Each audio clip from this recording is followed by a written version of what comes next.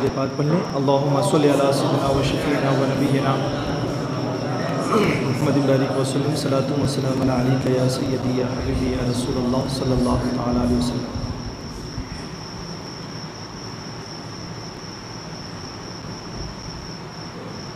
چونکہ آج کی یہ محفل سیدی سرکار شاہ امام محمد رضا خان فاضل بریلوی کے نام سے منسوب ہے، اور جعفر بھائی نے یاد کیا اور ہم حاضر ہو گئے۔ اللہ انہیں سلامت رکھے، صحت و سلامتی عطا فرمائے۔ جب تک وہ ہیں انشاءاللہ العزیز اہل سنت کی اسی طرح سے چہل پہل قائم رہے گی۔ چونکہ مجھے ایک بات یاد آئی کہ آج کے خطاب میں کیا ہونا چاہیے، تو گزشتہ سال کا جو وعدہ ہے اسے آج انشاءاللہ پورا کریں۔ چونکہ امام محمد رضا خان فاضل بریلوی علم و ہنر کا وہ روشن ستارہ ہے، یا وہ آفتاب و مہتاب ہے جس سے عوام تو عوام، خواص بھی کل بھی مستفیض ہو رہے تھے، آج بھی مستفیض ہو رہے ہیں، اور انشاءاللہ کل بھی ہوتے رہیں گے۔ تنہا وہ ذات ہے کہ جسے اللہ رب العزت نے اس قدر علوم و فنون سے نوازا تھا کہ محققین کا اس بات پر اتفاق ہے کہ جس کثرت سے اللہ رب العزت نے امام احمد رضا خان فاضل بریلوی کو علم عطا فرمایا تھا، امام احمد رضا خان فاضل بریلوی سے صدیوں پہلے اور اب تک دنیا کے کسی بھی مذاہب میں اتنا بڑا عالم نہیں ملتا ہے۔ یقینی طور پر ایک دو نہیں، درجنوں نہیں، بلکہ بالاتفاق سرکار اعلیٰ حضرت رضی اللہ تعالیٰ 100 سے زیادہ علوم و فنون پر دسترس رکھتے تھے، اور ان علوم و فنون میں سے ایک علم کی جھلک مجھے آج انشاءاللہ العزیز یہاں پر پیش کرنی ہے، اور وہ امام احمد رضا خان فاضل بریلوی کا کشف قبور ہے۔ چونکہ لوگوں کا ایک بڑا مجاز بن چکا ہے کہ اعلیٰ حضرت بہت بڑے عالم تو تھے مگر وہ ولی نہیں تھے، ان کا کوئی ولایت سے کوئی تعلق نہیں تھا۔ اور گزشتہ سال میں نے یہیں پر خطاب کرتے ہوئے میں نے اس بات کو واضح کیا تھا کہ اعلیٰ حضرت صرف ولی ہی نہیں تھے بلکہ ولایت سے کئی درجے اوپر آپ قطب کے منزل پر فائز تھے۔ اور آج اعلیٰ حضرت سرکار کے ایک علم کو آپ کے سامنے مجھے ظاہر کرنا ہے، اور وہ چیز ہے کشف قبور کا علم۔ سب سے پہلے یہ سمجھ لیں کہ کشف قبور ہے کیا۔ اللہ رب العزت جس کے اوپر قبر کے احوال کو کھول دے، یہ علم جو ہے نا کشف قبور کا علم کہلاتا ہے۔ جیسا کہ بڑی مشہور حدیث پاک ہے، آپ نے سنا ہوگا کہ آقائے کائنات صلی اللہ تعالیٰ علیہ وسلم 2 قبروں کے پاس سے گزرے، ٹھہر گئے۔ آقا نے فرمایا کہ دونوں قبر والوں کو اللہ نے عذاب میں مبتلا کر رکھا ہے، اور اس کی وجہ بھی آقا نے بیان فرما دی کہ ایک کو عذاب اس لیے دیا جا رہا ہے کہ یہ استنجوں کے چھینٹے سے نہیں بچا کرتا تھا، اور ایک کو عذاب اس لیے دیا جا رہا ہے کہ یہ غیبت کیا کرتا تھا۔ پھر آقائے کائنات نے ایک تر شاخ منگائی اور اس کو چاک کر کے دونوں قبروں پہ آپ نے ڈال دیا یا گاڑ دیا۔ صحابہ نے وجہ پوچھی تو آقا نے ارشاد فرمایا کہ جب تک یہ شاخیں تر رہیں گی اللہ اس کی سبب اس کے عذاب میں تخفیف فرماتا رہے گا۔ اب یہ دیکھیں کہ حضور پر قبر کے احوال کھول دیے گئے، قبر میں کیا ہو رہا ہے اس پر بھی حضور کو مطلع کر دیا گیا، قبر میں کیا ہو رہا ہے اور کس وجہ سے بھی ہو رہا ہے حضور کو اس سے بھی واقف کرا دیا گیا۔ خیر حضور پر چھپی کون سی چیز ہے، مگر حضور کے مختلف علوم میں سے ایک علم کا یہ بھی حصہ ہے، اور حضور کے صدقے میں اللہ رب العزت نے حضور کے غلاموں کو بھی علم عطا فرمایا ہے۔ اور کشف قبور کے حوالے سے آپ نے بہت سارے بزرگان دین کے واقعات سنے ہوں گے۔ مگر کشف قبور کے تعلق سے ایک بات یاد رکھیں کہ کشف قبور مستقل ایک علم ہے. اگر آپ کوشش کریں، آپ محنت کریں، آپ جو وظائف بیان کیے گئے ہیں اگر اس کی کوئی پابندی کرتا ہے تو وہ بھی کشف قبور کے علم سے فیض یاب ہو سکتا ہے، قبر کے حالات کو جان سکتا ہے. یہ ایک باضابطہ علم ہے، جو چاہے کوشش کر سکتا ہے. مگر کشف قبور کے حوالے سے کچھ باتیں آپ کے ذہن میں میں ڈالنا چاہوں گا، اور ایک خاص بات یہ ڈالنا اس لیے ہے تاکہ ہم اپنے سماج میں اچھے اور بروں کی تمیز پیدا کر سکیں. جب بندہ کوشش کرتا ہے، یاد رکھیں کہ کوئی بھی علم ہو، اس علم کی جو منزل ہوتی ہے نا، یہ بندہ اپنی کوشش سے نہیں پا سکتا ہے جب تک کہ رب کا فضل و کرم نہ ہو جائے. مگر جو کوشش کرتا ہے اگر منزل تک نہ بھی پہنچ سکے تو اللہ اس کی کوششوں کو رائگاں نہیں کرتا ہے، بلکہ اس کی کوشش کے ثمرات کسی نہ کسی شکل میں اللہ رب العزت اسے عطا فرما دیتا ہے. یہی حال کشف قبور کے علم کا معاملہ ہے کہ جب تک بندہ کشف قبور کے عملیات و وظائف کو کرتا رہتا ہے تو اس کا یہ کوشش کرنا کشف قبور کسبی کہلاتا ہے کہ یہ قبر کے احوال کو جاننے کے لیے کسب کر رہا ہے، کوششیں کر رہا ہے. اور بندہ جب بہت محنت و مشقت کرتا ہے تو اللہ رب العزت کچھ کو وہب بھی فرما دیتا ہے، عطا بھی فرما دیتا ہے. اب ایک چیز کو سمجھ لیں کہ پھر یہ وہب ہوتا کب ہے اور انسان کسب کے درجے پر کب رہ جاتا ہے. یعنی دیکھیے، ایک سب سے بڑی بات یہ ہے کہ دنیا کی کوئی چیز ہو آپ کو بیٹھے بٹھائی نہیں ملتی ہے، اس کے لیے کوششیں کرنی پڑتی ہے، اور کوشش کر کے بھی منزلوں کو پا لینا یہ ہمارے بس کی بات نہیں ہے. اللہ جس پر فضل فرماتا ہے وہ منزلوں کو پا لیتا ہے. کشف قبور کا بھی جو حال ہے وہ یہ ہے کہ اگر کشف قبور کے علم کے سلسلے میں اگر بندہ کوشش کرتا رہے تو یہ اس کی وہ کوشش ہوتی ہے جس کے کچھ نہ کچھ ثمرات مرتب ہوتے ہیں، اور پھر رب کا جب فضل ہو جاتا ہے تو یہ کشف قبور کسبی کے درجے سے نکل کر کے وہبی کے درجے میں آ جاتا ہے. اب ذرا ایک چیز سوچے کہ کشف قبور کسبی میں اور وہبی میں، کسب یہ ہے کہ انسان جو اپنی محنت کرتا ہے، اور وہبی یہ ہے کہ جب اللہ اسے عطا کر دیتا ہے. آخر دونوں میں فرق کیا ہے اور کسب کے درجے سے نکل کر کے وہب میں آتا کب ہے؟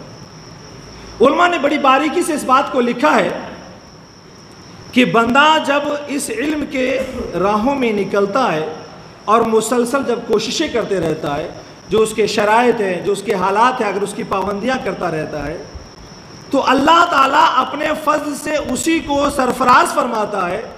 اور کسب کے درجے سے نکال کر کے وہب کے درجے میں اسی ہی داخل فرماتا ہے جو شریعت کا پابند ہوتا ہے، جو فرائض و واجبات کا پابند ہوتا ہے، جو بندہ کہ نبی کی سنتوں کا پابند ہوتا ہے. اب یہاں سے ذرا سا ایک فرق محسوس کر لے. ہمارے سماج میں بھی عاملین بہت قسم کے لوگ رہتے ہیں. اب ایک عامل وہ ہوتا ہے کہ جسے آپ یہ دیکھتے ہیں کہ نماز بھی نہیں پڑھتا ہے اور وہ سنتوں کی پابندی بھی نہیں کرتا ہے، مگر پھر بھی اس کی تعویذ میں، اس کی دعاؤں میں شفا ہمیں مل جاتی ہے. آخر اس کی وجہ کیا ہے؟ اور بعض دفعہ تو ایسا ہوتا ہے کہ اچھا خاصا بندہ ہے، نماز بھی پڑھتا ہے، سنتوں کا بھی پابند ہے، مگر اس کی دعاؤں سے کوئی فائدہ نہیں پہنچتا ہے. ان چیزوں کو سمجھ لے تو معاشرے میں ایسے لوگوں کو پہچاننے میں بڑی آسانی ہو جائے گی. اب دیکھیں کہ جب بندہ کسب کرتا ہے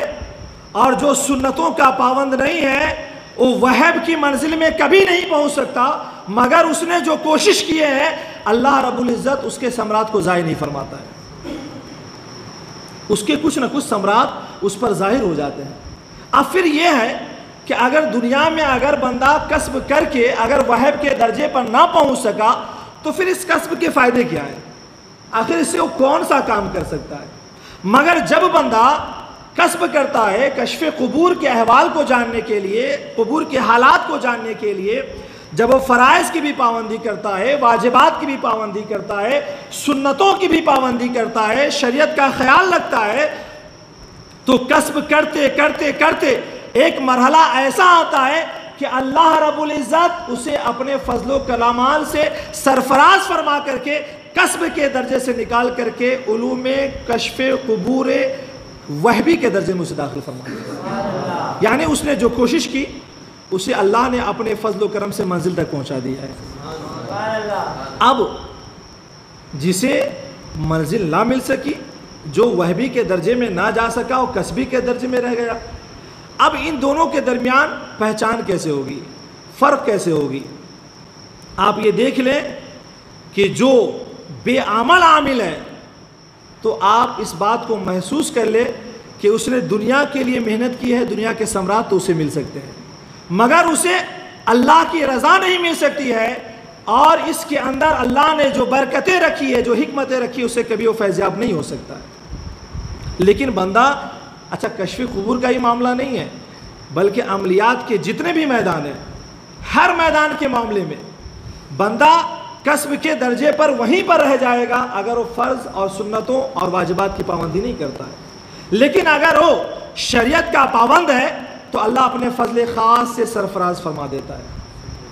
اور آپ اسی سے قریب ہو جائیں جو عامل کے ساتھ ساتھ عالم بھی ہو، شریعت کا پابند بھی ہو۔ لیکن اگر وہ بندہ ایسا ہے کہ شریعتوں کی پابندی نہیں کرتا ہے، اگرچہ اس کے ہاتھ میں کتنا ہی فائدہ کیوں نہ پہنچے، ورنہ لوگوں کو تو مندروں میں بھی فائدہ پہنچ جاتا ہے، کتنا ہی فائدہ کیوں نہ پہنچ جائے،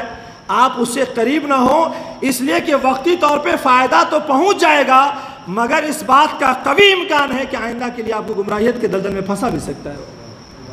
اب دونوں میں ذرا سا فرق محسوس کریں، پھر میں اعلیٰ حضرت کا جو یہ معاملہ ہے اس پر آتا ہوں تاکہ چیز کو سمجھ لیں اور آپ کو اس سمجھنے میں آسانی ہو کہ اعلیٰ حضرت سرکار کس درجے پر اور کس عہدے پر فائز تھے۔ کشف قبور کے جو علم کو پاتا ہے اور وہ کسب کے ذریعے اگر پاتا ہے، محنت کرتا رہا وظائف پڑھتا رہا اور کسب کو پا لیا، اور ایک ہی ہوتا ہے کہ شریعت کا پابند ہے اور اللہ نے اپنے فضل خاص کو اس پر اتار دیا اور وہ وہب کے درجے میں اگر پہنچ گیا ہے، تو دونوں میں فرق کیا ہے؟ آخر دونوں پر قبر کے حالات جب منکشف ہو گئے تو پھر آخر دونوں میں فرق کیا ہے کہ کسب کرنے والا جو شریعت کا پابند نہیں ہے، آخر وہ بھی جان گیا کہ قبر کے اندر کیا ہو رہا ہے، اور جو شریعت کا پابند ہے وہ بھی جان گیا کہ قبر کے اندر ہے کیا، ہو کیا رہا ہے، تو پھر آخر دونوں میں فرق کیا رہا؟ ان چیزوں کو بھی سمجھنا بہت آسان ہے تاکہ اعلیٰ حضرت کا مقام و مرتبہ سمجھنے میں اور آسانی ہو جائے۔ جو بندہ کسب کے ذریعے، محنت کے ذریعے قبر کے احوال کو جان لے، وہ وظائف کی پابندی کرتا رہا اور قبر کے احوال پر وہ مطلع ہو گیا، وہ نگاہوں میں تاثر پیدا ہو گئی، وہ وہب کی منزل پہ نہیں پہنچ سکا، اللہ رب العزت کے فضل خاص کو نہ پا سکا، تو دونوں میں فرق یہ ہے کہ کسب کے درجے میں جو آدمی ہے، جو عامل ہے، وہ صرف قبر کے حالات تو دیکھ سکتا ہے، کر کچھ نہیں سکتا ہے، اور جسے وہب کی منزل پر فائز کر دیا گیا اور جسے اللہ تعالیٰ اپنے فضل خاص سے سرفراز کر دیا، وہ دیکھتا بھی ہے اور جو کرنا چاہے وہ کر بھی لیتا ہے۔ یہ دونوں میں بڑا بنیادی فرق ہے، اور اس فرق کو سمجھنا ضروری ہے کہ کسب کرنے والا ایک بندہ صرف قبر کے حالات کو دیکھ سکتا ہے مگر کر کچھ نہیں سکتا، لیکن جو بندہ وہب کے منزل پہ پہنچ چکا ہے وہ بندہ قبر کے حالات کو دیکھ بھی سکتا ہے اور اگر کچھ کرنا چاہے تو کر بھی سکتا ہے۔ اب رہی یہ بات کہ کسب کے مرحلے میں رہتے رہتے وہب کی منزل میں جو پہنچ گیا وہ دیکھتا بھی ہے اور کرتا بھی ہے، اور جو کسب کی منزل میں ہے، جو صرف کوشش کیا تو صرف دیکھا ہی، تو پھر فائدہ کیا ہوگا؟ حالانکہ اللہ اس کی محنت کو رائیگاں نہیں کرتا ہے، قبر کے احوال کو اس کی نگاہوں پر کھول دیتا ہے، مگر پھر معاملہ یہ ہے کہ آخر وہ کسب کے مرحلے میں ہی رہ گیا۔ جو لوگ کسب کر رہے ہیں اللہ اسے وہ توفیق دے کہ سنتوں کی پابندی کرے اور وہب کی منزل میں چلے جائے۔ اب معاملہ یہ ہے کہ جو بندہ کسب کرتا ہے اسے بھی صلہ ملتا ہے، اگرچہ دنیاوی صلہ ہی کیوں نہ ہو۔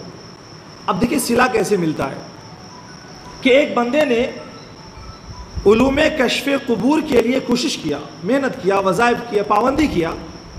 اب اس کے اوپر قبر کے حوال کھول دیے گئے، مگر کچھ کر نہیں سکتا ہے، کچھ کرا ضرور سکتا ہے۔ وہ دیکھ لے کہ اگر صاحب قبر کو عذاب دیا جا رہا ہے، خود کچھ نہیں کر سکتا ہے، مگر جب حالات دیکھ لیا تو بگڑے ہوئے حالات کو بنانے کا کوئی طریقہ تو اپنا سکتا ہے۔ کم از کم اتنا تو کر سکتا ہے کہ مدرسے کے بچوں کو لا کے پانچی تو پڑھوا سکتا ہے، ایصال ثواب تو کرا سکتا ہے، کم از کم اس طریقے سے فائدہ تو پہنچا سکتا ہے۔ یعنی ایسا عامل جو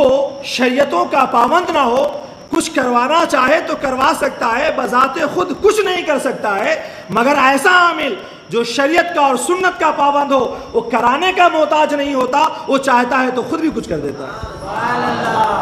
اب جو عاملین سے فائدہ پہنچتا ہے، جو آپ جاتے ہیں تعویذوں کے لیے، اب جہاں دکان کھول کے بیٹھ جائیے عامل کی، اب جا کے گلی گلی میں دیکھیے بھیڑ لگی ہوئی ہے، بات صحیح ہے، وہ اپنی ذات سے کچھ فائدہ نہیں پہنچا سکتا ہے، وہ کوشش کیا، بزرگان دین نے جو نقش لکھا اس میں فائدہ پہنچتا ہے، بس اپنی ذات میں کچھ نہیں ہوتا ہے۔ تو یہ ایک کسب کا درجہ ہے، اور دوسرا یہ وہب کا درجہ ہے۔ وہب کا جو درجہ ہے یہ بڑا اعلیٰ درجہ ہے، بڑا ہی عظیم درجہ ہے، اور اس منزل پر وہی بندہ فائز ہوتا ہے جو کسب کرتے کرتے کرتے تمام تر فرائض و سنن کی پابندی کرتا ہے، تو اللہ تعالیٰ اسے اس درجے پر فائز فرما دیتا ہے کہ جہاں حالات کو دیکھتا بھی ہے اور بگڑے ہوئے حالات کو بنا بھی دیتا ہے۔ ہمیں بڑی بڑی مثالیں نہ دوں، ہم جس کا کھاتے ہیں اس کی مثال دیتے ہیں، اور وہ کون ذات ہے؟ وہ سیدنا سرکار بندہ نواز گیس دراز رحمۃ اللہ تعالیٰ علیہ کی ذات۔ یہ بات تو ہمیشہ ذہن میں رکھیے، اپنے بزرگوں سے وابستہ رہیے، تصور میں اپنے بزرگوں کو رکھیے، اپنے بزرگوں کی تعلیمات کو رکھیے، یقین جانیے اپنے بزرگوں سے جو وابستہ ہوتا ہے نا، وہ بزرگان دین ہر لمحہ اس کی امداد کرتے ہیں۔ کتنا ہی وہ بکھر کیوں نہ جائے اسے سنبھال لیا جاتا ہے، کتنا ہی وہ ٹوٹ کیوں نہ جائے اسے بنا دیا جاتا ہے، کتنا ہی وہ بچھڑ کیوں نہ جائے اسے منزل کے قریب لا کر کے کھڑا کر دیا جاتا ہے۔ اپنے بزرگوں سے وابستہ رہیے، اللہ والوں کے در سے وابستہ رہیے، انشاءاللہ خصوصی فیضان وہ ملتا رہے گا۔ ہم نے محسوس کیا ہے، آپ بھی محسوس کر کے دیکھیے چیز کو۔ سیدنا سرکار بندہ نواز گیسو دراز رحمۃ اللہ تعالیٰ علیہ، حضرت علامہ عبدالحی چاٹگامی رحمۃ اللہ تعالیٰ، کشف قبور کا جو علم ہے میں اس کو ہی سمجھا رہا ہوں، اور پھر اعلیٰ حضرت کے علوم پر ہمیں آنا ہے کہ علامہ عبدالحی چاٹگامی رحمۃ اللہ تعالیٰ علیہ، آپ نے کسب اور وہب کو سمجھ لیا ہے تو اب اس کو ذرا سمجھیں۔ علامہ عبدالحی چاٹگامی رحمۃ اللہ تعالیٰ علیہ آپ فرماتے ہیں کہ سلوک کی راہوں میں، طریقت کی راہوں میں میں مسلسل کوشش کرتا رہا، لیکن ایک مرحلہ ایسا آیا کہ میں جہاں پر ایسا پھنس گیا کہ نہ آگے بڑھ پاتا تھا، نہ پردہ نگاہوں پہ چاک ہو پاتا تھا۔ حضرت علامہ عبدالحی چاٹگامی رحمۃ اللہ تعالیٰ علیہ ارشاد فرماتے ہیں، یہ علامہ عبدالحی چاٹگامی رحمۃ اللہ تعالیٰ علیہ وہ ہیں کہ آج عاملوں کے پاس آپ چلے جائیں تو مت پوچھئے، وہ گھوڑے کی سینگ لا لو، ہاتھی کی پوچھ لا لو، یہ لا لو، وہ لا لو، تب جا کر کے وظائف لکھ کر کے دیتے ہیں۔ لیکن علامہ عبدالحی چاٹگامی رحمۃ اللہ تعالیٰ علیہ سادہ کاغذ بھی دیتے تھے تو بیمار شفایاب ہو جاتا تھا۔ کوئی کچھ اگر رکھ دیتا تو آپ رد نہیں فرماتے، قبول فرماتے، اور کوئی کہہ دیتا کہ دعا تعویذ کر کے لیتے ہو تو آپ فرماتے اللہ نے میرے رزق کا ذریعہ اسی میں رکھا ہے۔ بزرگان دین کا جو ایک طریقہ ہوا کرتا، علامہ عبدالحی چاٹگامی رحمۃ اللہ تعالیٰ علیہ فرماتے ہیں کہ جب سلوک اور طریقت کے اس منزل پر میں پھنس گیا تو میں نے کہاں کہاں نہ چکر لگائے، کس در پہ نہ گیا، مگر عالم یہ تھا کہ پردہ چاک ہونے کو تیاری نہیں، اس کے آگے بڑھنے کا کوئی صورت ہی نظر نہیں آتی۔ پھر فرماتے ہیں کہ میں سیدنا سرکار بندہ نواز گیسو دراز رحمۃ اللہ تعالیٰ علیہ کے در پہ آیا۔ آپ فرماتے ہیں کہ طریقت کا یہ مرحلہ جو کسی در پہ نہ کھل سکا، وہ آ کر کے سرکار بندہ نواز گیسو دراز کے در پہ کھلا۔ اور آپ فرماتے ہیں سرکار بندہ نواز رحمۃ اللہ تعالیٰ علیہ اپنی قبر انور سے باہر نکل کر کے آئے اور بڑی فروتنی اور عاجزی کا اظہار آپ نے فرمایا۔ اب دیکھیں کہ جب بندہ کوشش کرتا ہے اور شریعتوں کا پابند ہو جاتا ہے تو اللہ کشف قبور کے احوال میں اس منزل پر فائز فرما دیتا ہے کہ ایک بندہ آ رہا ہے تو صاحب قبر کو دیکھ بھی رہا ہے، اور جو قبر میں ہے وہ آنے والے کو بھی دیکھ رہے ہیں کہ آنے والا کون آ رہا ہے، اور آنے والا بھی جان رہا ہے کہ ہم کس کی بارگاہ میں جا رہے ہیں۔ آنے والا لینے کے لیے آ رہا ہے تو عطا بھی کیا جا رہا ہے، قبر سے نکل کر کے اس کا استقبال بھی کیا جا رہا ہے۔ یہی محبوب بندوں کی خاص پہچان ہوتی ہے کہ دنیا میں رہے تو بھی اس مرتبے پہ فائز، اور دنیا سے چلے گئے تو بھی اس مرتبے پہ فائز ہے۔ اور یہ منزل اور یہ مرحلہ یہ غیر شریعت کے غیر پابند کو کبھی نہیں مل سکتا ہے۔ اور ایک بات یاد رکھیں، ولایت کا بھی جو درجہ ہے نا، جو ہم جو یہ گن گا رہے ہیں، یہ کوئی عام درجہ نہیں ہے، ورنہ ولایت کے منزل پر فائز ہونے کے بعد بھی جب ولیوں کو قبر میں دفن کر دیا جاتا ہے تو قبر سے اس کے فیضان کا سلسلہ 40 سال تک جاری رہتا ہے، بس اس کے بعد سلسلہ بند کر دیا جاتا ہے۔ اس کے بعد ولایت کے مرحلے پہ بھی جو فائز ہے نا، وہ 40 سال کے بعد اس کا کوئی فیض نہیں ملتا ہے۔ لیکن جو ولایت کے اوپر قطب کے درجے پر، ابدال کے درجے پر جب چلے جاتے ہیں تو 40 سال تک نہیں، صبح قیامت تک ان کا فیضان ملتے رہتا ہے۔ اور جن اللہ والوں کا ہم تذکرہ کر رہے ہیں، یہ صرف ولی ہی نہیں بلکہ ولایت کے بعد بھی کئی درجوں پر فائز ہیں، اور الحمدللہ کل بھی ان کا فیضان ہمیں مل رہا تھا اور آج بھی ہمیں ان کا فیضان ملتا ہوا ہے۔ تو کشف قبور کا ایک درجہ یہ ہے، کسب کا درجہ، بندہ کوشش کرے تو دنیاوی ثمرات اس پر ظاہر ہوتے ہیں، اور جب بندہ شریعت کا پابند ہو جاتا ہے تو کسب کے درجے سے اوپر درجہ وہب کی منزل میں داخل ہو جاتا ہے، اور وہب کا درجہ یہ ہوتا ہے کہ صرف وہ قبر کے حالات کو دیکھتا ہی نہیں ہے بلکہ کچھ کرنا چاہے تو کر بھی لیتا ہے۔ اب امام احمد رضا خان فاتح بریلوی کو دیکھیے،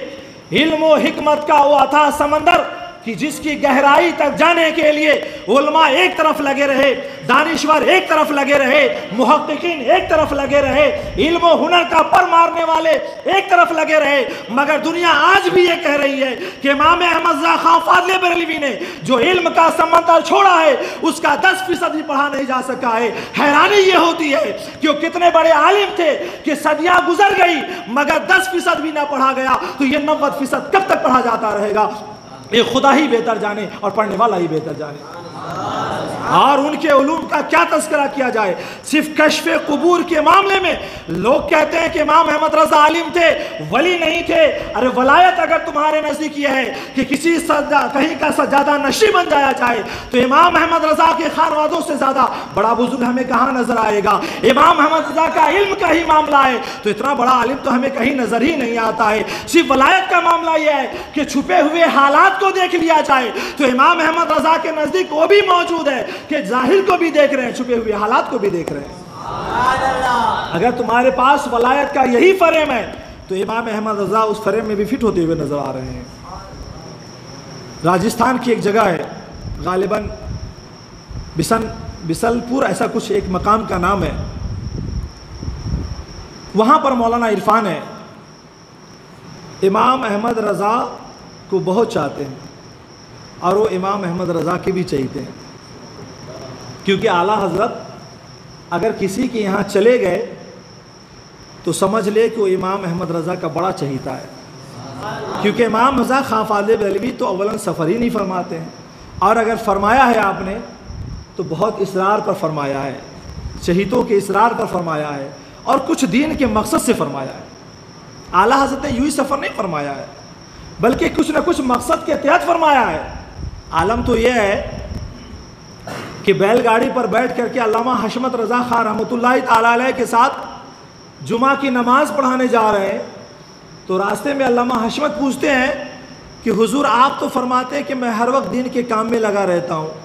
اب جو یہ سفر کر رہے ہیں تو کون سا دین کا کام کر رہے ہیں؟ تو اعلیٰ فرماتے ہیں کہ بیٹے اگر دین کے کام کا ہی سوال ہے تو جمعہ کی نماز ادا کرانے جا رہا ہوں، یہ بھی دین کا کام ہے، اور اگر دین کے کام کا ہی معاملہ ہے تو حشمت رضا سنو، گھر سے نکلنے سے لے کر یہاں تک میں نے اپنے نبی پر سلام کے 64 اشعار پڑھ لیے ہیں، مصطفیٰ جان رحمت پہ لاکھوں سلام، شمع بزم ہدایت پہ لاکھوں سلام۔ اتنا بڑا عالم، اتنا ذہین، خدا کے فضل و کرم سے اتنا مالا مال کہ ایک شعر لکھنے میں لوگوں کی راتیں ختم ہو جاتی ہے، چلتے چلتے اتنا رضا کے سلام کے ایک شعر کی میں تشریح کروں تو مکمل کتاب تیار ہو سکتی ہے۔ وہ امام احمد رضا خان فاضل بریلوی کی ذات پہنچے ہیں مولانا عرفان علی صاحب کے مکان پہ، پوچھتے ہیں عرفان صاحب آپ کے اس علاقے میں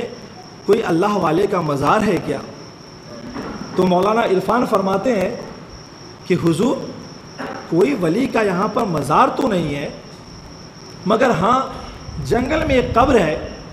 جو مسلسل بند رہتا ہے، وہاں پہ کوئی آتے نہیں ہے، کوئی جاتے نہیں ہے، اس کو بند رکھا گیا ہے، وہاں پہ آبادی بھی نہیں ہے۔ سرکار اعلیٰ فرماتے ہیں کہ مجھے لے کر کے چلو۔ امام احمد رضا جو بلا وجہ کہیں سفر نہیں کرتے، اگر جنگل میں بھی جا رہے ہیں تو کوئی وجہ رہی ہوگی، کہیں نہ کہیں سے اشارہ ملا ہوا ہوگا، کہیں نہ کہیں خوشبو محسوس کی ہوگی، تبھی جا کر کے آپ جا رہے ہیں۔ آپ اس مزار کے قریب پہنچے ہیں جو بالکل ویران جگہ پہ ہے، اور آپ نے دروازہ کھولا ہے اور اندر داخل ہو گئے ہیں، تنہا داخل ہو گئے ہیں۔ جب آبادی میں یہ بات معلوم ہوئی کہ امام احمد رضا خان فاضل بریلوی اس شہر میں تشریف لائے ہیں اور ایک ایسے مزار پہ گئے ہیں جو کافی قدیم ہے، جو بند ہے، جو جنگلوں میں ہے، جہاں پر کوئی جانا گوارا نہیں کرتا ہے، مولانا احمد رضا صاحب وہاں تشریف لے گئے اور یہ بھی معلوم ہوا ہے کہ آپ درگاہ کے اندر چلے گئے، دروازہ کو بند فرما لیا ہے۔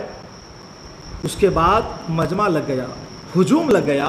لوگ چاروں طرف کھڑے ہو گئے ہیں اور زمانہ دیکھ رہا ہے کہ اندر کوئی کسی سے بات کر رہا ہے، یا تو قبر ہے یا قبر پر امام احمد رضا ہے، تیسرا کوئی نہیں ہے۔ اور اگر قبر اس درگاہ کے اندر اگر تنہا اعلیٰ حضرت گئے ہیں اور اگر آواز آ رہی ہے بات کرنے کی تو یہ بات بالکل ظاہر ہے کہ امام احمد رضا کسی اور سے نہیں، صاحب قبر سے بات کر رہے ہیں۔ یہی سمجھانا ہے کہ امام احمد رضا کا جو کشف قبور کا علم ہے، ورنہ آج کل حالت کیسی ہے؟ حالت یہ ہے کہ دو چار کتابوں کو لوگ دیکھ کر کے چھوٹا سا لکھ کے کہتے کہ میں اس علم کا امام بن گیا۔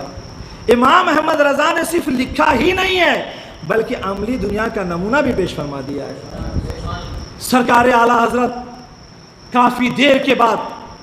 آپ دروازہ کھول کر کے، لوگ حیران ہیں کہ نہ جانے اندر کیا ہوگا، ایک زمانے سے یہ قبر بند ہے، یہ درگاہ، اندر سانپ ہوں گے، بچھو ہوں گے، نہ جانے کون سے موذی جانور ہوں گے، لیکن اعلیٰ حضرت نے اپنے آپ کو اندر بند کر لیا ہے۔ جب سرکار اعلیٰ حضرت باہر نکلتے ہیں تو دیکھنے والوں نے دیکھا ہے کہ امام احمد رضا کے چہرے پر جلال طاری ہے، امام احمد رضا کا چہرہ سرخ ہو گیا ہے، اور فرماتے ہیں لوگوں، تم لوگوں نے اتنے بڑے بزرگ سے کہ فیض سے اپنے آپ کو محروم کر رکھا ہے، ان کی قبر کو اچھا بناؤ، ان کے درگاہ کو اچھا بناؤ۔ اور سنو، یہ کوئی عام آدمی نہیں ہے بلکہ یہ جو ہے غازی ہے، یہ قبیلہ انصار سے تعلق رکھتے ہیں، اور سنو ان کا نام شاہ غازی کمال ہے۔ اللہ اکبر کبیرہ۔ وہ قبر، وہ بارگاہ کہ جس کا نام کوئی نہ جانتا تھا، وہ قبر کہ جہاں پر کسی کا آنا جانا بھی نہ ہوتا تھا، امام احمد رضا خان فاضل بریلوی جب وہاں پہ گئے ہیں تو آپ اندر داخل ہوئے ہیں، آپ کلام بھی فرما رہے ہیں، کلام ہی نہیں فرما رہے ہیں بلکہ جسے کوئی نہیں جانتا ہے امام احمد رضا وہ بھی فرما رہے ہیں کہ سنو یہ غازی ہیں، سنو یہ قبیلہ انصار سے تعلق رکھتے ہیں، سنو بات یہیں تک نہیں ہے بلکہ بات یہ ہے کہ ان کا نام قاضی کمال شاہ رحمۃ اللہ تعالیٰ علیہ بھی ہے۔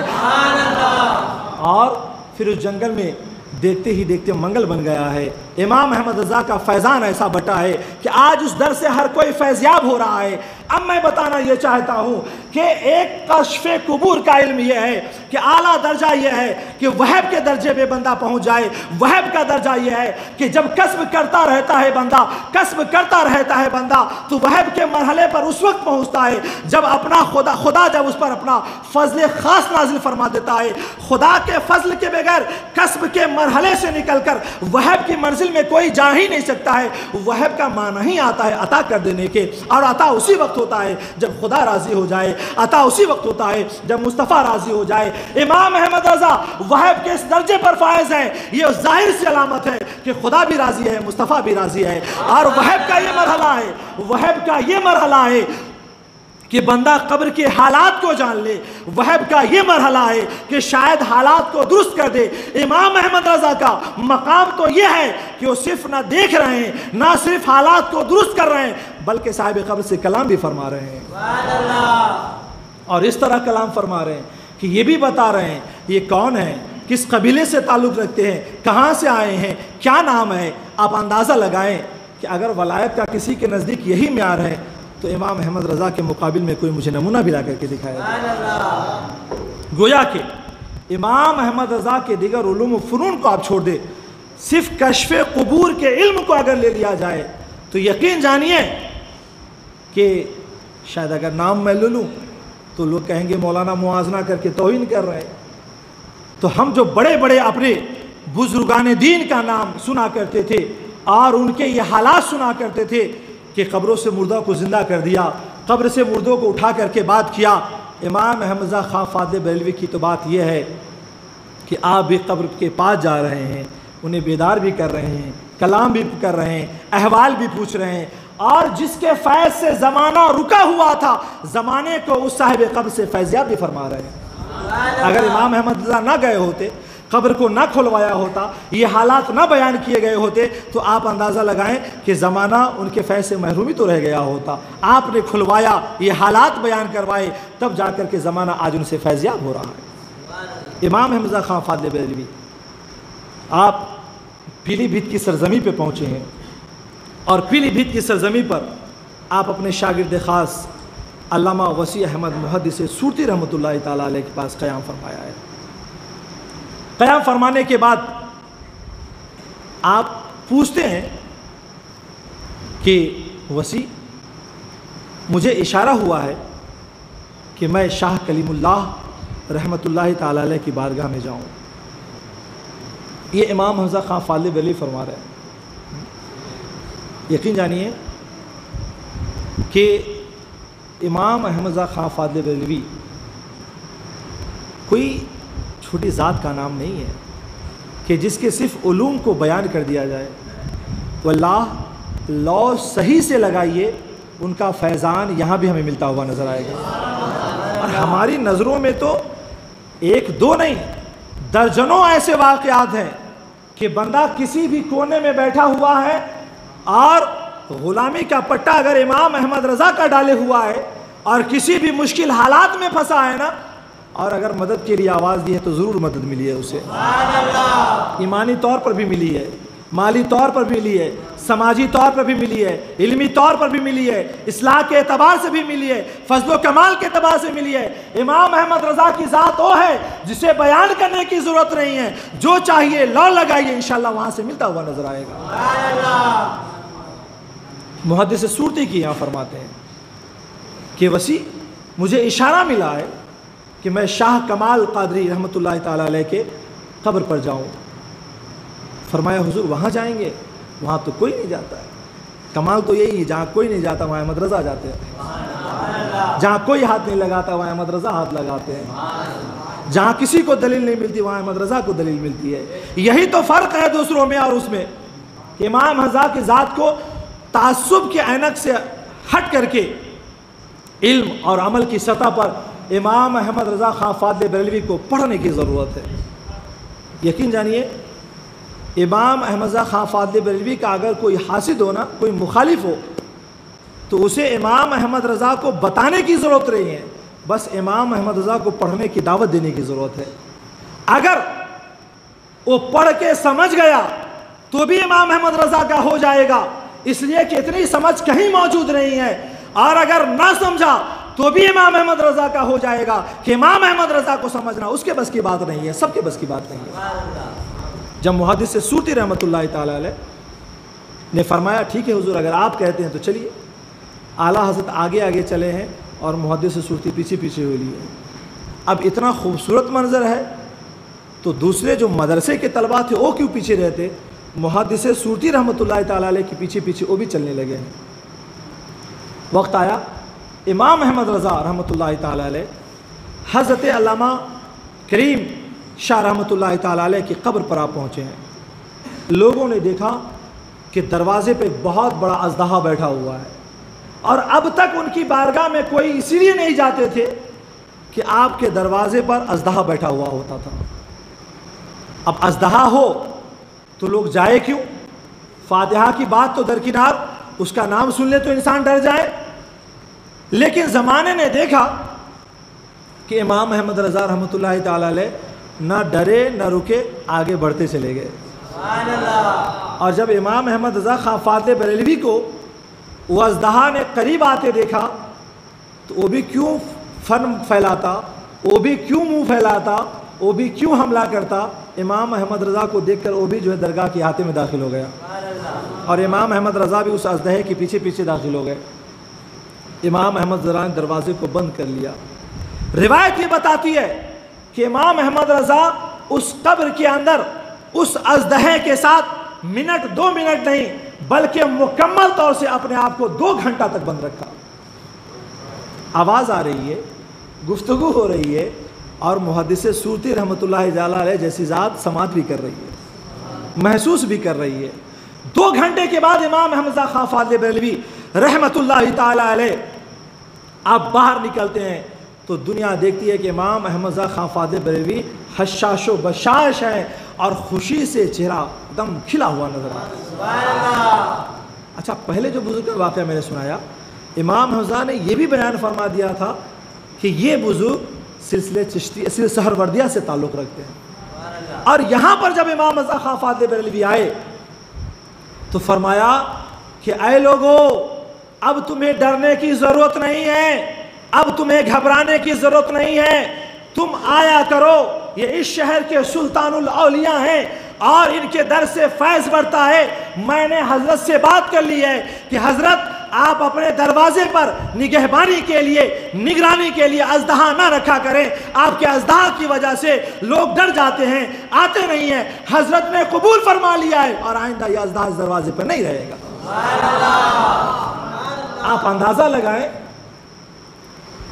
لوگ کہتے ہیں کہ امام احمد رضا زمانے کو کیا فیض پہنچایا ہے، ایسا ایسا فیض پہنچایا کہ اس کی مثال نہیں ملتی ہے۔ جہاں گئے ہیں اسی جگہ کو ہرا بھرا کر دیا ہے، جہاں گئے ہیں وہیں فیضان لٹایا ہے۔ اگر وہاں پر کسی کا فیضان رکا ہوا بھی ہے تو آپ نے منوا بھی لیا ہے اور فیضان سے لوگوں کو مالا مال بھی کر دیا ہے۔ ایسا نہیں ہے کہ امام احمد رضا اچھا فرماتے ہیں کہ سنو، اس کا تعلق سلسلہ نقش بندیہ سے ہے اس بزرگ کا، اور تم لوگ آیا کرو، اس در سے فیض حاصل کیا کرو۔ اب 2 باتیں میں یہاں پہ کہنا چاہوں گا کہ امام احمد رضا خان فاضل بریلوی کی ذات وہ ہے، وہ ذات ہے کہ علم کا مقام چھوڑ دو، ولایت کے مقام پر آ جاؤ کہ آپ سے بڑے بڑے بزرگ جو صاحب قبر ہیں وہ بھی امام احمد رضا سے کلام کرتے ہوئے نظر آ رہے ہیں، اور امام احمد رضا کی فریاد کو پورا کرتے ہوئے نظر آ رہے ہیں، امام احمد رضا کی بات کو ٹالتے ہوئے نظر نہیں آ رہے ہیں۔ آپ نے فریاد لگائی، اژدہا کو ہٹا دیا، اژدہا کو ہٹا دیا گیا۔ یہ امام احمد رضا کا علوم باطنی کا معاملہ ہے، طریقت میں امام احمد رضا کا یہ مقام ہے۔ اب ذرا سا آئیے، دنیا کہتی ہے کہ امام احمد رضا نے صرف غوث اعظم کے گن گائے ہیں، امام احمد رضا نے تو صرف سلسلہ قادریہ کو فروغ دیا ہے، اور یہ بالکل حق ہے، یہ بالکل سچ ہے کہ امام احمد رضا خان فاضل بریلوی نے اپنے قلم سے، چاہے وہ نثر ہو یا نظم ہو، سرکار غوث اعظم کا جو تعارف کرایا ہے، اس سے لے کر کے آج تک اتنے خوبصورت لب و لہجے میں سرکار غوث اعظم کا کوئی تعارف نہ کرا سکا، اور مجھے ایسا لگتا ہے کہ شاید کوئی کرا بھی نہ سکے، وہ امام احمد رضا پہ ختم ہو گیا۔ اسی لیے تو پاکستان کے کسی عالم نے مراقبے میں جا کر کے سر جھکایا تھا اور اس نے سوال کیا تھا سیدنا سرکار غوث اعظم سے کہ حضور یہ بتاتے کہ اب ہندوستان کے قطب کے درجے پہ کون فائز ہے؟ تو سرکار غوث اعظم فرماتے ہیں میں نے اپنا نائب جسے مقرر کیا بریلی کا احمد رضا خان خواجہ۔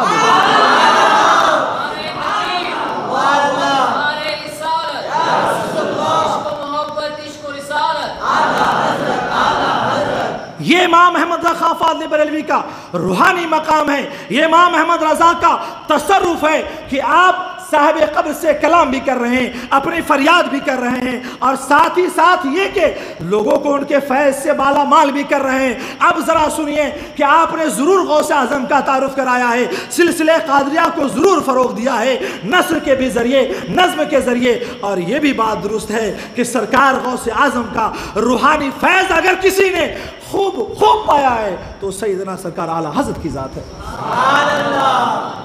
لیکن جو لوگ یہ کہتے ہیں کہ انہوں نے اپنے سلسلے کو ہی فروغ دیا ہے، اپنے سلسلے کے بزرگوں کو ہی تعارف میں لایا ہے، ایسا نہیں ہے۔ یہ تو عقیدت کا معاملہ ہے کہ جس کا کھاتے ہیں اس کا گاتے ہیں،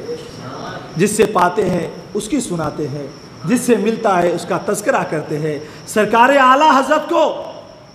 جو کچھ ملا ہے وہ سیدنا غوث اعظم کی بارگاہ سے ملا ہے، اور صرف اعلیٰ حضرت کی کیا بات ہے، جس کو جو ملا ہے اسی در سے ملا ہے۔ اور صبح قیامت تک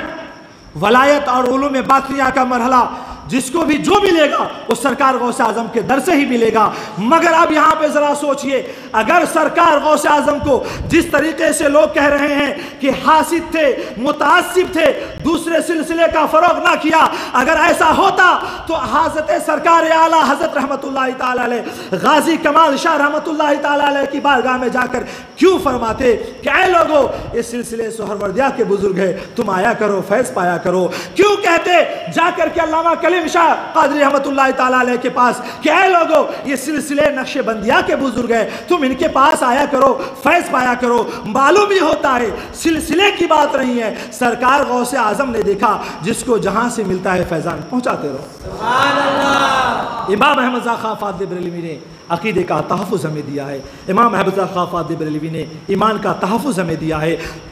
امام احمد رضا خان فاضل بریلوی نے عقید الوہیت کی حفاظت کرنا ہمیں سکھایا ہے۔ امام احمد رضا خان فاضل بریلوی وہ ہیں جس نے سراپا عشق رسالت مآب میں ڈوب جانے کا ہمیں درس دیا ہے۔ امام رضا خان فاضل بریلوی وہ ہیں جنہوں نے اہل بیت اطہار کا ادب کرنا سکھایا ہے۔ امام رضا خان فاضل بریلوی وہ ہیں جنہوں نے بزرگوں کے در سے ہمیں ادب اور سلیقے سے جوڑا ہے۔ یقین جانیے علم کا معاملہ ہو، عمل کا معاملہ ہو، فضل کا معاملہ ہو، کمال کا معاملہ ہو، روحانیت کا معاملہ ہو، طریقت کا معاملہ ہو، ہر معاملے میں اگر امام احمد رضا کی ذات کو ہم دیکھتے ہیں تو ہم احسان میں ڈوبے ہوئے نظر آتے ہیں، اور ہم پر یہ احسان ہے کہ کل بھی ہم ان کے گن گاتے رہے ہیں، آج بھی گا رہے ہیں، اور انشاءاللہ جب تک جان میں جان رہے گی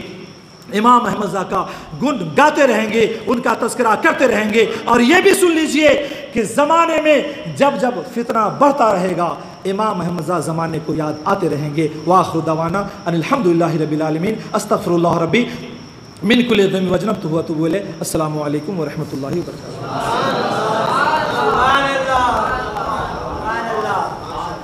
کہینا سبحان اللہ اور محبت کے ساتھ۔ حضرت کے عنوان کو سننے کے بعد یہ بات پتہ چلتی ہے کہ اعلیٰ حضرت صرف فتویٰ نویسی کا کام نہیں کرتے تھے، بلکہ اعلیٰ حضرت ایک بہت بڑے ولی بھی تھے، آپ خطب بھی تھے، ابدال بھی تھے۔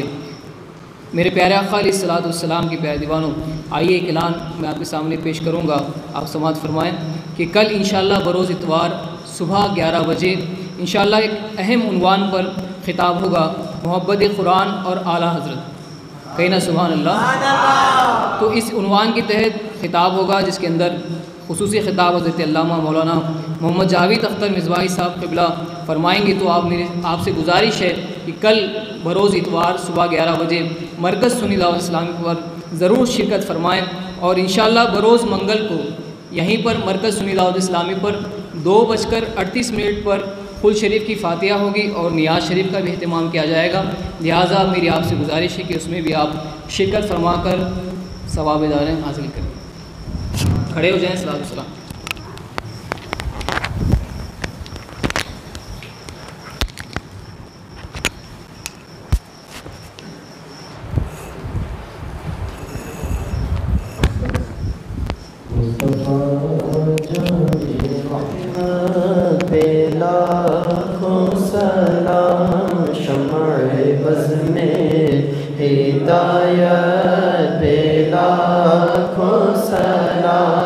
ہم غریبوں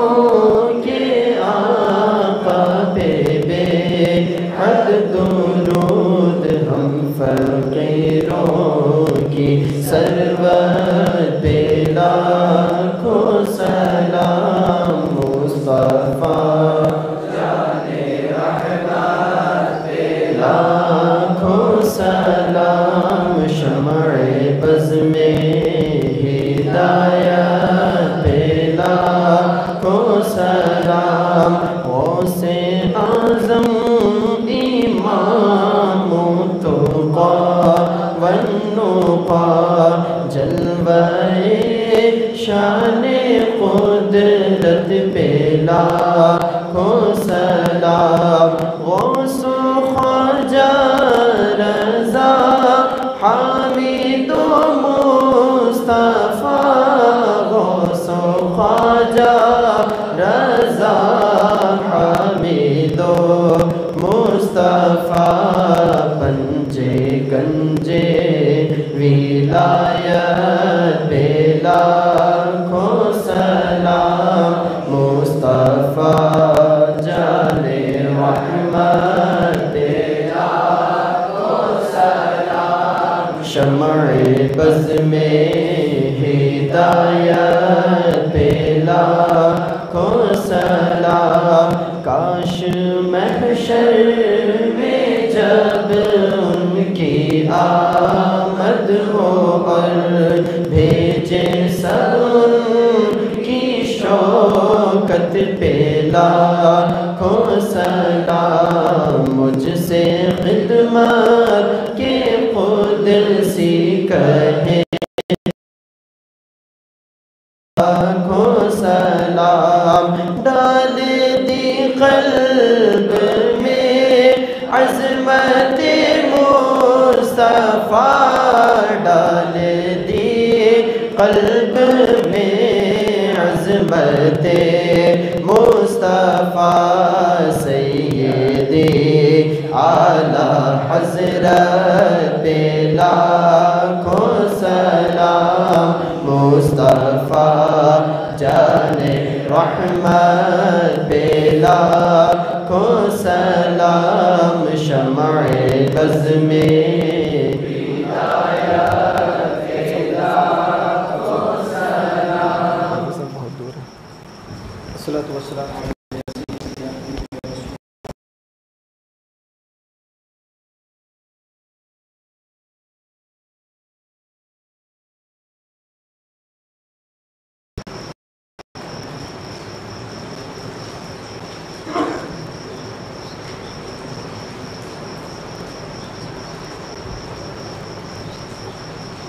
یا رب العالمین، یا العالمین، پوری طرح اپنے فضل و کرم سے صالح حامد کو معاف فرما کر اپنی بارگاہ میں قبول فرما۔ مولا کریم اس محفل میں جتنے بھی حاضر ہیں، مولا ہر ایک کی حاضری کو قبول فرما۔ مولا ہمیں سے کوئی پریشانی حال ہے، مولا ان کی پریشانی کو دفع فرما۔ مولا ہمیں جو بیمار ہیں انہیں شفاء کاملہ و عاجلہ فرما۔ مولا کریم ہمیں سے کسی کے ماں باپ، بھائی بہن، خال و اولاد، افراد بیمار ہیں تو مولا ہر ایک کو صحت کاملہ و عاجلہ عطا فرما۔ مولا کریم کوئی صحت کے معاملے میں، کوئی رزق کے معاملے میں، کوئی اولاد کے معاملے میں، کوئی گھریلو معاملے میں مولا پریشان حال ہے تو ہر ایک کی پریشانی کو دفع فرما۔ مولا کریم اس مرکز سے جو دین و سنیت کا کام ہو رہا ہے مولا اس میں بے پناہ برکت عطا فرما۔ مولا کریم دنیا جہان کہ مسلمانوں کی مولا جان مال عزت و آبرو کی حفاظت فرما۔ مولا ہر ایک کو اپنے حفظ و امان میں جگہ نصیب فرما۔ زمینی اور آسمانی بلاؤں سے سب کو محفوظ و معمون فرما۔ مولا ہم سبھی کا خاتمہ ایمان میں فرما، عذاب قبر سے محفوظ فرما، ہم جنت میں نبی کی غلامی عطا فرما۔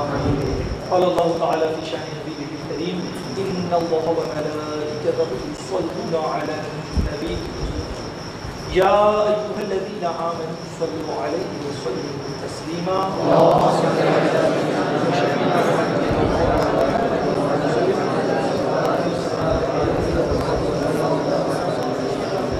سبحان ربك رب العزة عما يصفون وسلام على المرسلين